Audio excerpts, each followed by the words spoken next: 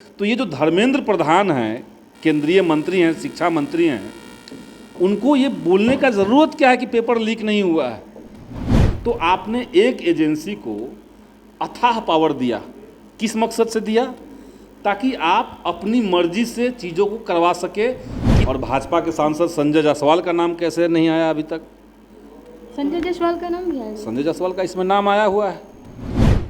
परीक्षा में समय की कमी हो गई थी, इसलिए हमने उनको ग्रेसिंग मार्क्स दे दिया। कैसे दिया?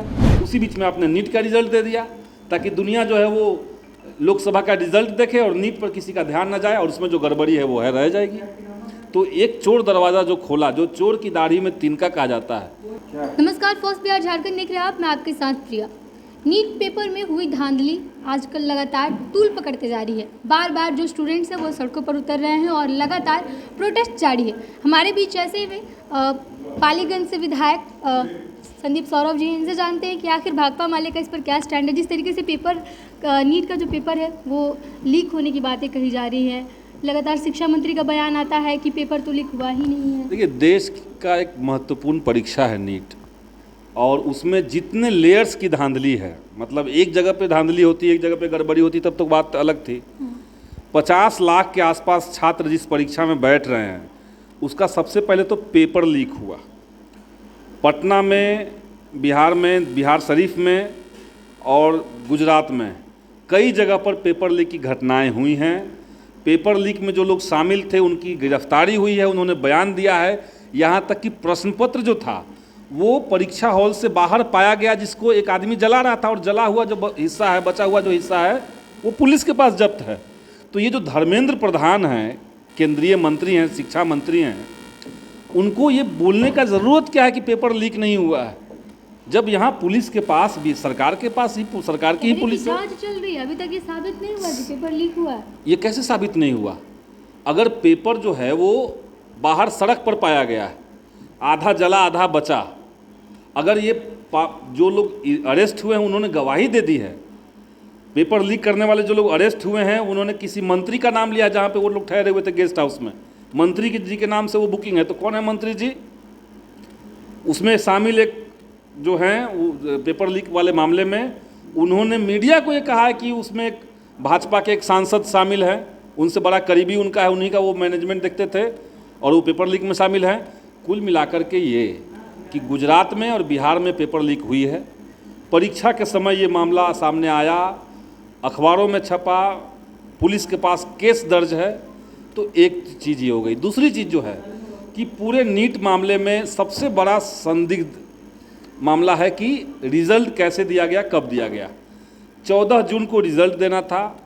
आनन फानन में 10 दिन पहले, हम तो देखते हैं कि जो डिपार्टमेंट घोषणा करता है कि भाई हम फलाने तारीख को रिज़ल्ट देंगे, रिज़ल्ट में और विलम्ब हो जाता है। यहाँ 10 दिन पहले रिज़ल्ट दे दिया गया। क्यों? क्योंकि 4 तारीख को बिहार लोकसभा का चुनाव का परिणाम आ रहा था। उसी बीच में आपने नीट का रिज़ल्ट दे दिया, ताकि दुनिया जो है वो लोकसभा का रिज़ल्ट देखे और नीट पर किसी का ध्यान न जाए, और उसमें जो गड़बड़ी है वो है रह जाएगी। तो एक चोर दरवाज़ा जो खोला, जो चोर की दाढ़ी में तिनका कहा जाता है, वो हुआ। 4 तारीख को जो रिज़ल्ट नीट का आया, 720 नंबर का नीट का परीक्षा होता है।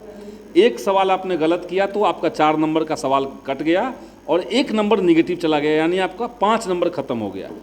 तो एक सवाल आपने गलत किया तो 720 नंबर का जो है वो 715 आ जाएगा। 718 कैसे आ गया? किसी अभ्यर्थी का 719 कैसे आ गया? ये तमाम सवाल हैं। आज तक नीट में 100% मार्क लाने वाले बच्चे जो रहे हैं वो मैक्सिमम 2, 3, 4 रहे हैं। 4 से ज़्यादा आज तक कोई नहीं लाया। 67 बच्चे कैसे टॉप कर गए? 67 बच्चे एक साथ नीट में 100% मार्क्स कैसे लेकर के आ गए, और उसमें अधिकांश एक ही सेंटर से कैसे हैं? तो ये तमाम तरह के सवाल हैं। और इतना ही नहीं, बल्कि अब जो एनटीए है, और एनटीए के बारे में आप लोग जान लीजिए, मोदी जी ने एनटीए को बगैर किसी विचार विमर्श के, बगैर सदन के अंदर चर्चा करवाए हुए लाया था। उनका एकमात्र मकसद था कि सत्ता की जो भूख बीजेपी को है कि हमें और पावर चाहिए, और अपने लोग चाहिए, और पावर का कंसंट्रेशन चाहिए। लेकिन एनटीए तो नेशनल टेस्टिंग एजेंसी है, तमाम परीक्षाएं आजकल एनटीए आयोजित करवाती है। ये तो उसका फुल फॉर्म हो गया। तो तमाम लेकिन एनटीए का चरित्र क्या है? एनटीए के बैकग्राउंड में आप जाइए। 2017 में बजट सत्र में अचानक से मोदी जी ने सदन के अंदर इसको अनाउंस करवा दिया, घोषणा हो गई एनटीए ने धीरे धीरे देश के जितने इम्तहान हैं नौकरियों के लिए, यहाँ तक कि सुप्रीम कोर्ट में जो वहाँ का सेक्रेटेरिएट होता है, सुप्रीम कोर्ट का जो सचिवालय उनका है, उसके सारे पदों को एनटीए लेती है। नौकरी की बात छोड़ दीजिए, देश के अंदर जितना भी एडमिशन होगा इंजीनियरिंग का एनटीए, जितना मेडिकल का एडमिशन होगा एनटीए, सामान्य ग्रेजुएशन में अगर किसी को एडमिशन लेना है तब भी एनटीए चाहिए। तो आपने एक एजेंसी को अथाह पावर दिया, किस मकसद से दिया? ताकि आप अपनी मर्जी से चीज़ों को करवा सके, किसका पीएचडी में दाखिला लेना है, किसका नहीं लेना है, ये आप ऊपर से नियंत्रित कर सके। और साथ ही साथ जो यूनिवर्सिटीज़ का स्पेशलाइजेशन होता है, जामिया मिलिया इस्लामिया में अगर कोई कोर्स है सोशियोलॉजी पीएचडी का, तो जामिया का लोग तय करेगा उसको। एनटीए कैसे ऑब्जेक्टिव सवाल से उसको तय कर देगा कि उसका क्राइटेरिया क्या होगा? तो एनटीए सत्ता का केंद्रीकरण, एजुकेशन में जो ऑटोनॉमी होती है उसको बर्बाद करने का प्रयास इसी मकसद से लाया गया था। और आज दिख रहा है कि एनटीए जैसी संस्थान नीट के सवाल पे लगातार झूठ बोल रही है और वो करे कि हम ग्रेसिंग मार्क्स दे दिए। कैसे आप ग्रेसिंग मार्क्स दे दिए? आप देश के सारे एजेंसियों का आप सारा एडमिशन, सारा नौकरी आप करवा रहे हैं और आप अचानक से करें कि हमने ग्रेसिंग मार्क्स दे दिया। किस तरह से दिया ग्रेसिंग मार्क्स? तो ग्रेसिंग मार्क्स हटा करके आप करें कि हम परीक्षा ले लेंगे इतने बच्चों का केवल, इससे काम नहीं चलेगा। बल्कि टोटल बच्चे जो हैं, जो लोग भी शामिल थे, उन सब की परीक्षा फिर से हो। क्या लगता है कि नीट पेपर धांधली की जो खबर है उसमें किसकी गलती हो सकती है? सरकार की गलती है, एनटीए की गलती है। एनटीए में जो जिस तरह से लोग बैठाए गए हैं वो सब भाजपा आरएसएस के बार बार आप परिवार से हैं। मंत्री जी कह रहे हैं, क्या लगता है मंत्री जी वो कौन है? कौन से मंत्री जी हैं? ये तो जांच का विषय तो मीडिया वालों को पता करना पड़ेगा कौन मंत्री जी हैं। मंत्री जी के नाम पे वहाँ बुकिंग है, और वो कौन मंत्री हैं, और भाजपा के सांसद संजय जायसवाल का नाम कैसे नहीं आया अभी तक? संजय जायसवाल का नाम भी आया? संजय जायसवाल का इसमें नाम आया हुआ है।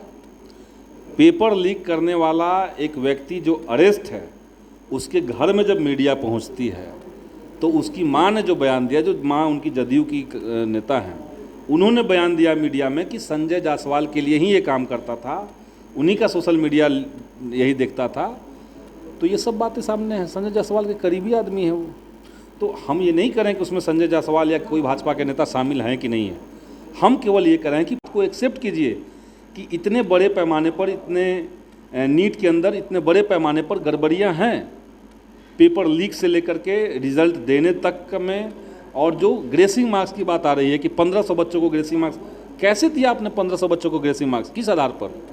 पहले से कोई घोषणा नहीं थी, कोई घोषणा नहीं थी। आपने कह दिया कि हम 12 साल पुराना एक सुप्रीम कोर्ट का गाइडलाइन है, उसके अनुसार हमने परीक्षा में समय की कमी हो गई थी, इसलिए हमने उनको ग्रेसिंग मार्क्स दे दिया। कैसे दिया? आप लिखित में बनाए होते कि भाई 15 मिनट अगर आपको डिले होगा क्वेश्चन पेपर बांटने में, तो हम 15 मिनट के लिए हम आपको 5 नंबर देंगे या 10 नंबर देंगे। लिखित में करना चाहिए था। लड्डू तो है नहीं कि जिसको मन जिसको दे दिए। तो ये बड़ी धांधली की ओर इशारा कर रहा है।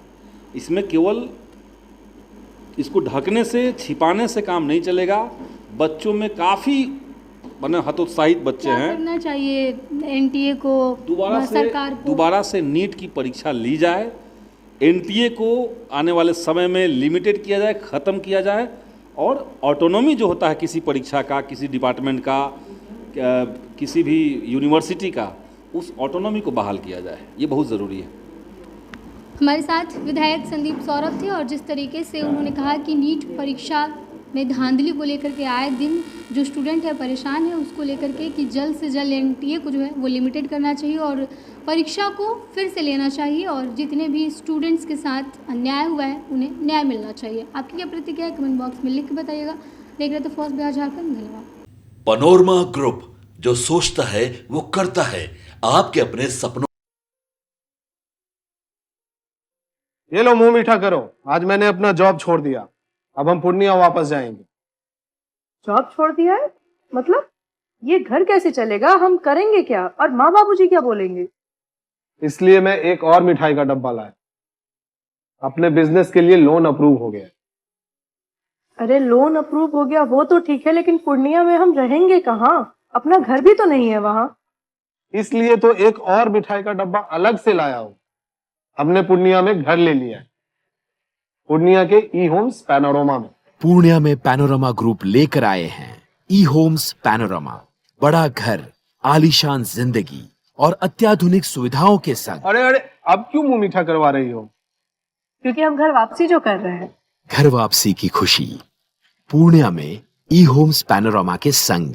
ई homes panorama, luxurious lifestyle redefined.